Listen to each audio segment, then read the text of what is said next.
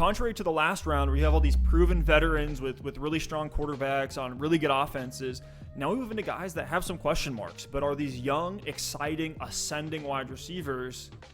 And we'll start with two of the guys on the Bengals, with Jamar Chase taken 5th overall in the draft.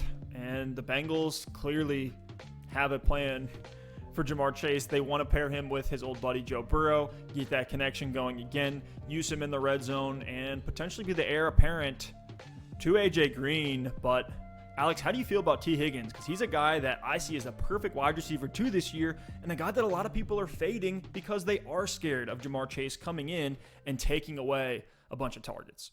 I love Tee Higgins at this value. If I can snag him as my wide receiver 2, I'm incredibly happy. And you mentioned it. I mean, people are fading Tee Higgins, one, because he really broke out in the back half of last season. Some of it was with Burrow, but he had some good games without Burrow. So we really only scratched the surface of what he can do with a good quarterback and a good offense. And typically what we see in fantasy football is as the season goes on, people start out the season bad and they don't fight for the playoff spot and they give up. So a lot of people that didn't really watch through the entire season, that might be in your home leagues, might not really know how good Tee Higgins was last season. And another reason, to your point, that he's being faded is because now he's being written off as the wide receiver 2. Some people might think wide receiver 3 behind Tyler Boyd, which is ridiculous. And honestly, it doesn't even matter because all 3 of these Bengals wide receivers, Tee Higgins, Jamar Chase, and Tyler Boyd, should see plenty of targets in this offense. I like Chase the most in 2021, followed very, very closely by Tee Higgins. That's why we have them both in tier 5. And Boyd, I think, still can be a value later on in drafts as a floor play. But I like this Bengals offense a lot in 2021. And I think all 3 of these guys can produce. Steph, do you agree with me? Do you think, between Higgins, Chase, and Tyler Boyd, there's going to be enough volume to go around in Cincy? 100%. Burrow was on pace for 700 pass attempts last year. Not much has changed in the offense outside of a few offensive line pieces in the draft and in free agency. So they've retooled a little bit outside of bringing in Jamar Chase. But to your point with Tee Higgins, it's almost the same as the CeeDee Lamb situation. I don't know why. Well, I do know why. It's because of Jamar Chase. But we saw both CeeDee Lamb and Tee Higgins go out and actually produce really, really strongly in their rookie seasons with backup quarterback play.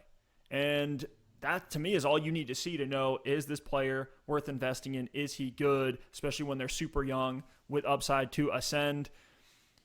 We know the volume's there.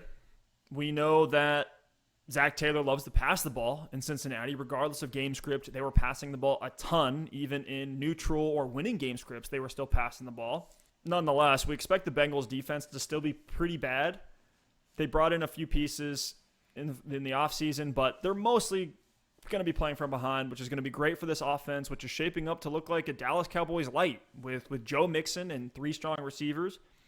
And it might sound crazy, but multiple teams last year and this year are going to be able to support target volume, triple-digit targets for 3 wide receivers in one offense. And we saw that with Dallas last year, Carolina last year with Curtis Samuel having 97 targets. He got a bunch of carries, though. And then last year, the Bengals also had 3 guys over 100 targets.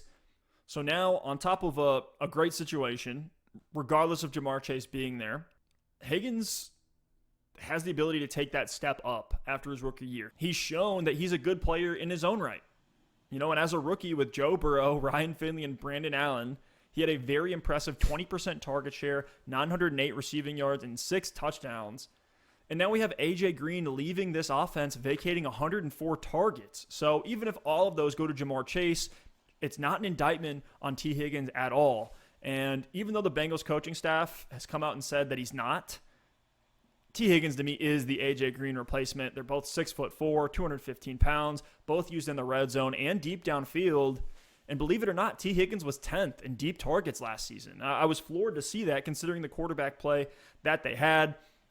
There's a level of upside, too, for Jamar Chase if he needs to get ramped up, right? Jamar Chase is coming off of a season where he didn't even play football because of opting out from COVID.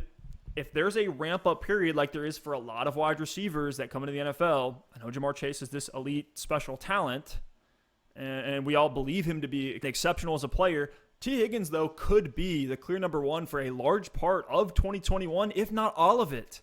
if this is a ramp-up season for Jamar Chase. So I'm drafting Tee Higgins as my set-it-and-forget-it wide receiver 2 with confidence. Love him at ADP in the mid to late 4th round. Yeah, and in a lot of places, I think you're actually going to be able to get him in the 5th round, maybe even early 6th round, depending on how much your league pays attention. But yeah, we both couldn't be more all in on the Bengals offense for 2021.